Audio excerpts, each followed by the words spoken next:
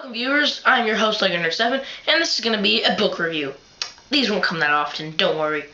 Now I don't actually have the book because I picked it up at my local library, so yeah, no book. But I'm going to review it. The book is called Ghostoblis, if you didn't read the title up there. And the book Ghostoblis was a pretty good book. Its main character is some old cop who's not retired, weirdly, and basically just catches ghosts. That's pretty much it. He catches ghosts and he has one of those old terrible lives. One day he's trying to catch a horse ghost that's a skeleton. It walks into or goes through a door, room, whatever. He's trying to catch it, and it traps a boy in its rib cage or something like that. And once he sends it, then the boy is sent to the world Ghostoblis, where ghosts and stuff fly.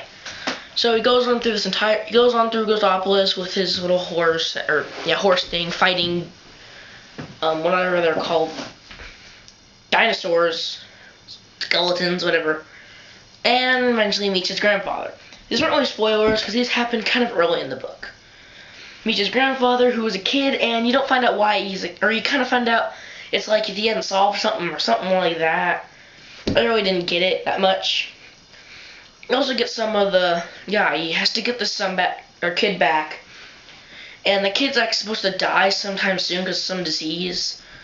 And he's kind of like, I'm gonna die soon, I should just stay here, but he doesn't belong there. And apparently he's some kind of special. I'm not gonna ruin how special he is. But yeah, so then eventually the guy in the real world, I don't remember any names, it was a long time ago when I read this book. It's amazing how you even remember anything about it. And there's like this mission, they said they went on this mission a long time ago, and to the Ghostoblis to save a boy, and they lost all the men except for the big honcho of the company or something like that. And they're gonna try going there again, but it'll take a few days. So the main character goes to this girl, who I'm guessing is from Ghostoblis, like go see Let's Stay, because he's dated her, and I think at some point he dated her, but she can fly and she knows the Ghostoblis world, and she has a machine to go into the Ghostoblis. So yeah, not too sure exactly. They never really specify that, but I'm just gonna guess it's a ghost that he let stay and he dated her. And the main villain of this book has like these weird powers. You can stretch out his limbs and all these weird things. And he's also dated this random girl whose name also I can't remember, and I can't remember him. And he's kind of mad that he's dating this girl, or dating this guy. They go into some little time thingy, or port thingy driver, and driving Ghostoblis. That's basically what you need to know. The rest of the book just takes place in Ghostoblis.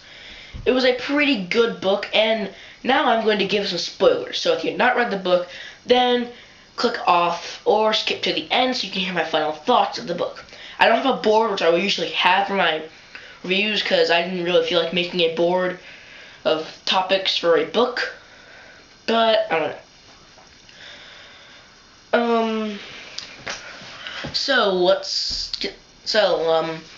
Eventually in there, he finds out that his father, or the grandfather, starts resolving some of his old life things and starts growing up more. Now, pretty much nothing really happens there except for some talking, meeting the main villain a little more, getting the characters a little more involved. They get to this little Ghostoblis city thing. Apparently there are these weird bugs all around, and the boy has some kind of immense power that no one knows about. So they're all going around the two groups, trying to finally meet each other. Eventually they see each other in the Ghostoblis city, and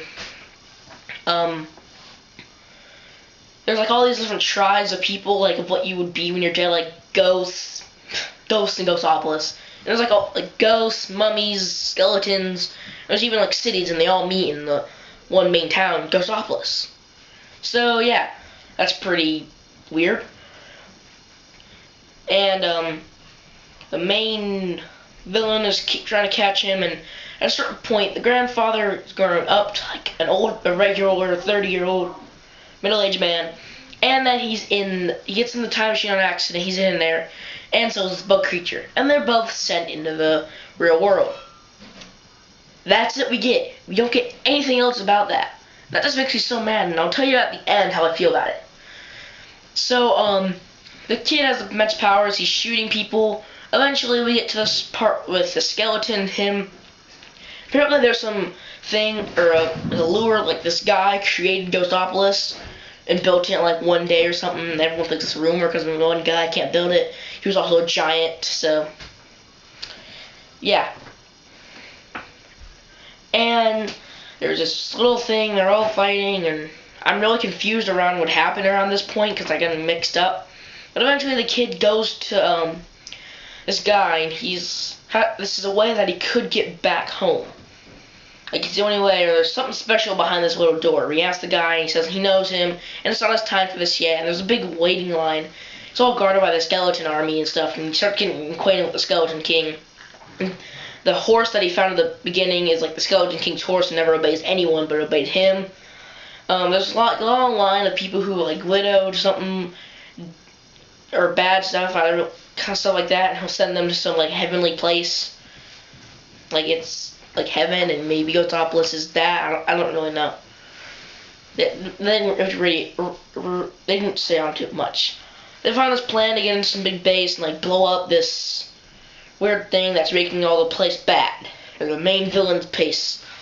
Eventually the main villain kills the Skeleton King, and the boy starts realizing that the boy and the old dude start realizing that since they are not ghosts and they're in the Ghostoblis world, they can get immense powers like shooting and flying.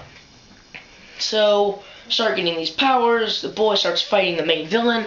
Eventually we get a part where they're fighting and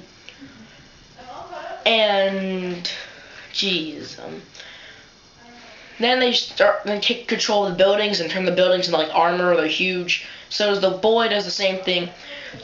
They're fighting.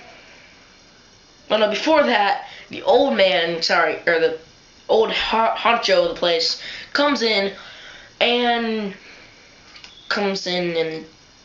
he's like, oh, that's the old kid who was left here that we couldn't find, and he's wanted to gain all these new powers. And the younger kid is starting to gain the powers quicker because he's the special one or something. Fighting with the buildings, eventually loses, and eventually just destroys the thing. Then he comes back and he just destroys it again, and all these things. They eventually all get back to the real world, or regular world. Everything's solved, no one's dead, people are left hoping to get back to normal. Ghostoblis, son's not dying anymore. I think that's what happened. The dude gets his job back, he gets to date the girl. The head honcho isn't such a mean anymore. And at the end of the book, the old grandfather is still alive, and he flies off the building top. The end. Don't get to know what happened, the fact that ghosts are not supposed to live here, the fact that a bug creature was with him. And that's pretty much the only three things I don't like, is those three things, that we didn't see that he's still in the world when he shouldn't be. And even, they do have one other person, so okay, I can agree with that. Secondly, they left a bug creature. And third, what happened? And this is Lego Nerd 7 signing off. I will see you later with probably another book review, because I feel like I want to do another book review for you. For you.